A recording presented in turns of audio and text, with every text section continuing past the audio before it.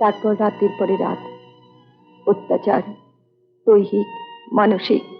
তবু 1 মাস পরে যেদিন আবার বাবার সামনে গিয়ে দাঁড়ালাম, সেদিন আমার মনে কোনো দ্বিধা ছিল না। ভাগ্যের কাছে যারা কোথাও কোনো অভিযোগ ছিল না। ডিক্রির কাগজটা সই করে দিয়েছেন। না, একটা দিনও থাকবি না? এই তো নামিয়ে দিলেন, বললেন একটু বাদে এসে নিয়ে যাবেন।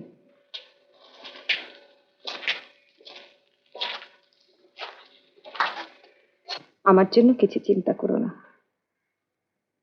মনে করো না বাবা, অনেক দূর দেশে বিয়ে হয়েছে, সেখান থেকে আসা সম্ভব নয়। তোর একখানা চিঠি, বিলেতের ডাক টিকিট, বোধহয় মনীষের চিঠি। আমায় ক্ষমা কর মা। তুমি তো বারণই করেছিলে, আমি আমার ভাগ্যকে বেছে নিয়েছি। ওই চিঠিটা তুমি ছিঁড়ে ফেলে দাও। এইখানে রইল, তোর যা ইচ্ছা হয় কর। আমি মনীষের কাছে শপথ করেছিলাম, বিলেত থেকে ফিরে না আসা পর্যন্ত আমি তার জন্য অপেক্ষা করব, কিন্তু পারিনি। মনীষের কাছে সেই শপথ আমি রাখতে পারিনি।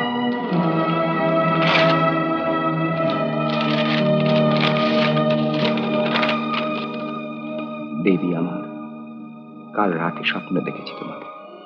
সারা রাত তোমার নিঃশ্বাস অনুভব করেছি। কি বিচিত্র রঙে, কি অপরূপ সাজেই না তুমি সেজেছিলে। ঘুম ভেঙে গিয়ে অনেকক্ষণ ধরে তোমার সান্নিধ্য উপভোগ করেছি। আর দেরি নেই দেবী, বছর কয়েক কোনো রকমে কাটিয়ে দিতে পারলেই আমি ফিরে যাব।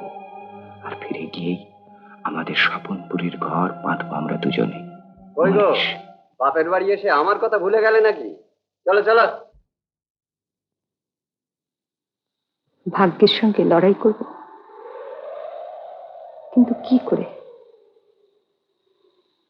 একদিন বুঝলাম আমি মা হতে চলেছি, সেদিন থেকে মাথা নিচু করে সব আঘাত সহ্য করছিলাম।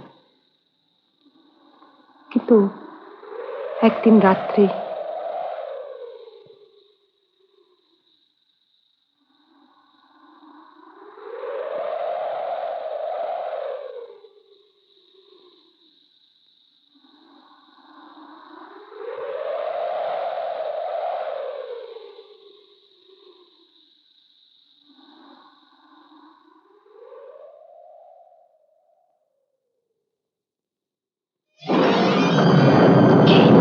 কে আপনি?